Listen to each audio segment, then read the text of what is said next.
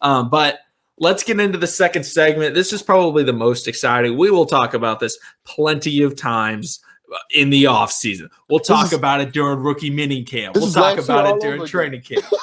That's all we want to talk about. Wide receivers. No longer do we have to debate, who's going to make the team? Is it going to be, Jordan Lasley, Jaleel Scott? No, we're talking like, fringe guys or guys like Myles Boykin. Guys like even like Tylan Wallace, maybe a fringe guy. I don't think he will be. Guys like James Proche, but the wide receiver position is the most exciting position. Especially for training camp, because we get to see the highlight catches. Guys like Quincy Adebayo, Tim White, kind of preseason legends that we're all rooting for. Yep. We get to watch all these guys, and we're going to talk about it plenty of times. So this will not be the first time you hear us talk about the wide receivers and what the order should be, who we think could get cut. But Joshua, first thing we have to establish is how many receivers will the Ravens even have on their team? Shit. I'm gonna go 6. I'm gonna say 6.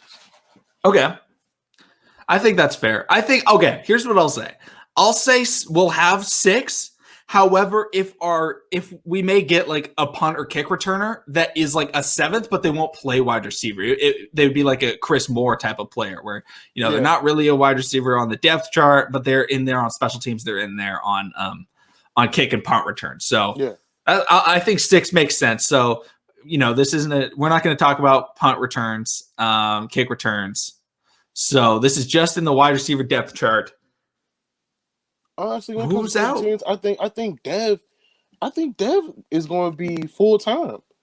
Okay. I'm not going to say he's not going to get on the field as an offensive player, offensive wide receiver, but as far as he's shown that he can make himself available, to be, an asset.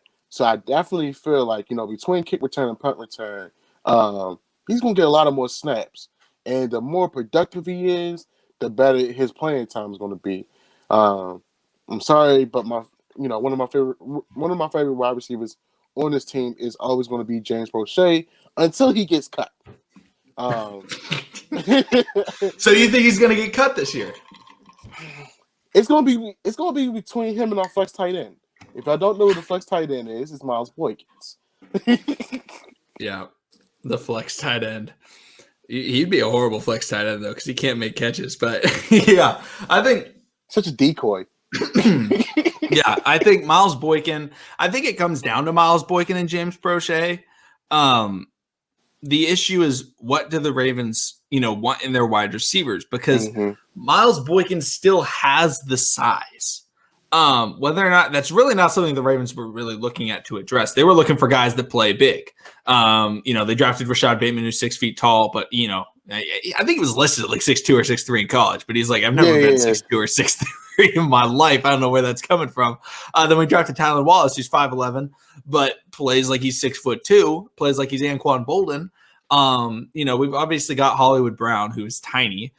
He does not play, crazy big. He plays small and he tries to, work his way through people, doesn't try and go for contact, because he knows his bones are brittle.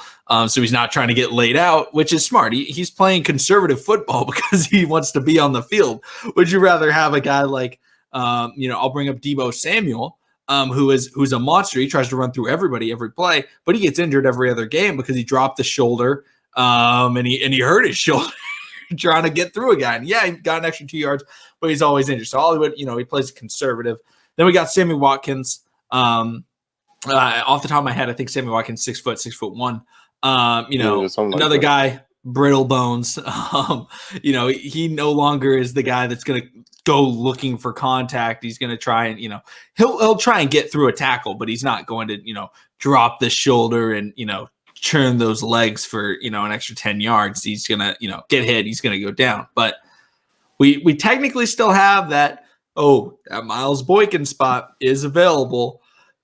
Or we could go with James Proche, who plays big. He was very good at contested catches in college. And for me, unfortunately, I think Myles Boykin makes the team.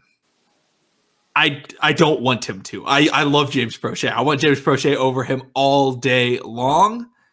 However, the Ravens seemingly keep going back to the Myles Boykin well. They keep going back to it. It They never know works. something that we don't know. Clearly. I mean, and unfortunately, the flex tight end, all he's going to do is run tight end routes this season. I don't understand. I don't know the relationship between him and Lamar Jackson. I'm not going. I'm gonna go out there and say on the limb, it's not the best. The reason I'm gonna say it's not the best because over time, they made a tweet about all the new wide receiver acquisitions that the Ravens have gained. Lamar Jackson retweeted it about the OGs and added, all the guys that he can remember. I actually saw a fan say, "Well, where's Myles Boykin?" And I mean, Lamar Jackson immediately said, "Stop playing. That's my boy, man. I ain't know he had a Twitter. He just followed me on Instagram like a day or two ago." So I mean, that speaks volumes, to the relationship between Lamar Jackson and Myles Boykin. I know Lamar is he's the type of guy to keep things under wraps and everything like that. But I mean, if we go back to the previous episode where we talked about how the guys out there in Arizona building that camaraderie, showing that they want to get better, they want to be better, they want to actually evolve with the passing game. Where is our 6'4" Notre Dame specimen? In the mix? But where's Proche? James Proche wasn't there either. So where's Devin? Where's Devin too? Yeah, where's Devin Duvernay? Yeah, I mean, it was the Florida boys. And I don't think JK's from Florida. He may be. But I don't think he is. I know Sammy, Lamar, Hollywood are all from there. I think Mark Andrews is from Arizona, which is why they were there. But yeah, I think, you may be onto something in terms of the relationship between Lamar and Boykin. Because obviously we know Lamar and Hollywood, they're super tight. They grew up playing football together. They've known each other for a very long time. They hang out all the time in the off season, But I saw, oh my God, I don't know if you saw the video of Lamar. I believe he was with Hollywood. I'm pretty sure he was with Hollywood. But they went out to dinner and they said it was Lamar's birthday. Yeah. They were like, "Happy birthday!" And he was like, "Yeah." It was like Lamar's birthday's in January, but those guys, they're good friends. But like with Boykin, it's like, how close are they? And you don't have to be super close, but what are they? Myles remind me of that odd man out. It's like he's there, but he's not there. And you see it on the field. When Lamar is still trying to make a play happen, and he's trying to tell guys like, "Hey, go up or go this way." It's like sometimes Myles is so he be so confused in the middle of the plays. It's like, bro, just make yourself available. So I don't know, man. I don't know. But we've seen flashes of it. We've seen flashes of Myles Boykin doing those things. The most notable is the Lamar Jackson Miami game. Where Lamar had that play where it just snaps the ball, sprints backwards, and throws it completely in the opposite direction Myles Boykin is running in, but he threw it to the open space. Myles Boykin stops on a dime, turns around, catches it wide open.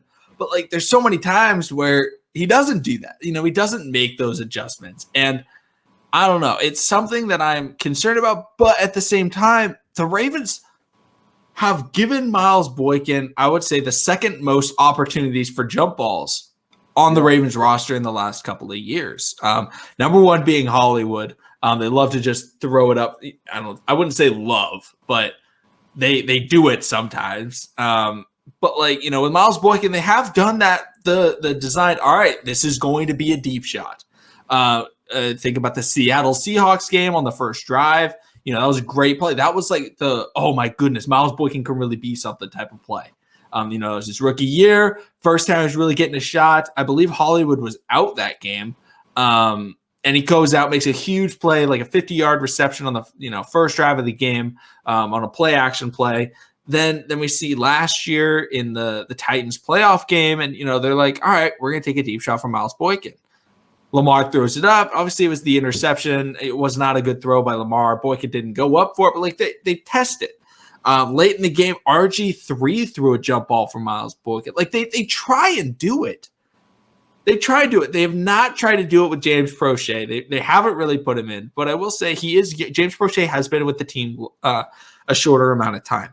So potentially, the Ravens really don't utilize their rookie wide receivers typically unless they're absolute studs. I mean, Hollywood really wasn't utilized at the beginning of his career, even though his first 2 receptions were for, I think 125 yards and 2 touchdowns. But he wasn't utilized a ton. He was still wide receiver 3 on the depth chart for the longest time behind Willie Snead and stuff. But all right, so we've kind of talked about it. You say Proche, I say I think I said Proche as well. So, which is unfortunate because I don't want Myles Boykin.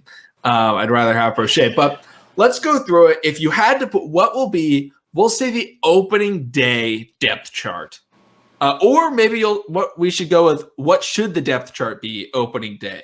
How good will these players be? What should the Ravens have? Not what Greg Roman will put it as. What do you think it should go 1 through 6?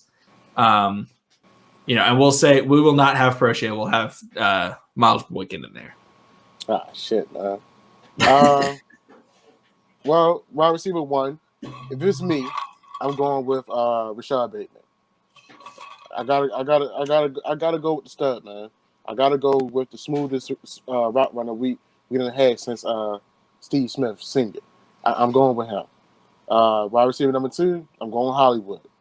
Wide receiver number 3, to keep him healthy, I'm going Sammy Watkins. From there, from wide receiver 4 and 5, it's such a toss up between Dev and Tylan. But since Dev's been here longer, I'm going to go with Dev as the 4, Tylan Wallace as my 5, Myles Boykin as my 6. Okay. So I made a video yesterday and I talked about, day 1 wide receivers. Mm-hmm. I was like, y'all got to stop slandering Hollywood Brown because he's the number 1. And then you come out and you say Rashad Bateman right after I was criticizing people for saying Rashad Bateman. But I have Hollywood Brown as my number 1. Number 2, Myles Boykin. No, I'm just kidding. It's not Myles Boykin. Number 2, I've got Rashad Bateman. Mm-hmm. Number 3, I've got Sammy Watkins. Number 4, I'm going with Tylan Wallace. Number 5, I have Devin Duvernay. However, I will say Devin Duvernay will be utilized a lot in terms of unique plays. He'll be the gadget guy. I think he'll line up in the backfield a fair amount this year. He may run the football. I think he'll really be a hybrid in this offense. So he'll probably be on the field more than Tylan Wallace. But as a pure wide receiver, I have Tylan Wallace in front of him because I like his route running a bit more. Devin Duvernay is an after the catch, get him the football type of guy. And once he has that football, he'll make a play. Tylan Wallace is get the ball in the air and he'll make that play. So at the wide receiver position, I'd rather have the guy that makes the catch than the guy that catches it and makes a big play. But then so 5, Devin Duvernay, and number 6, I've got Myles Boykin. But I'd much rather have it be Proche. Or, got to give it a shout out to Silencio, Lamar Jackson's high school wide receiver, who is an undrafted free agent by the Ravens. I definitely said that last name wrong. It's French. I don't know how to pronounce French. No disrespect, but anybody that was a teammate of Lamar's is not making it onto the team. They already showed that with Wesley. That's possible, but I think he could be our return man. As a potential, and he's also 6'2", so he's got height. He's got the Myles Boykin. I believe his nickname is Baby Moss. Just a shout out to him. I don't really think he'll make the team, but I'm rooting for him to make the team. I think it would be really cool to get Lamar's high school teammate. Then you've got Huntley as the backup quarterback, Lamar's rival from high school. You got Hollywood who's playing in the same area. The craziest thing about it is when you start bringing in guys that was former teammates, you see such a better player come out of each other. Granted, I know this is Ravens talk, but the Eagles, between the Eagles and Miami, and even Cincinnati, these quarterbacks got some of their favorite wide receivers. And granted, I'm not going to say it's going to be big numbers, but expect to see some great production out of Joe Burrow, out of Jalen Hurts and also out of Tua as well, man. I mean, Oh hell, yeah. the rookie sensations down in Jacksonville, they're gonna show their asses out too. And it's even though it's just a running back quarterback situation, but still they will impact players on Clemson team. Oh yeah. So bringing so when you see like Lamar Jackson and Hollywood come together, even when Tyler got in the game, you see that camaraderie just off the strength. Like, hey man, you done made it. Yeah, we done battled each other growing up, but now we on the same team. We out here really doing the thing. And honestly, if Lamar Jackson, if he ever gets hurt, I feel comfortable in both Trace McSorley, and also I really feel more comfortable in Tyler Huntley to actually win us games against those teams against start the first string players. So you love it when you just get those guys come from the same college team, same hometown, because actually Warren Sapp and Derek Brooks was the same way. Those two, Oh my goodness. I think either they played against each other in high school or either they played together. Either way, that 2001, 2002 team, we all know their defense led them to a Super Bowl. So, hey. Oh, yeah. All-time great. But yeah, I feel like that's pretty good for the wide receivers. Thank you all for watching. If you're watching this on YouTube, subscribe to the Ravens content, that sort of thing.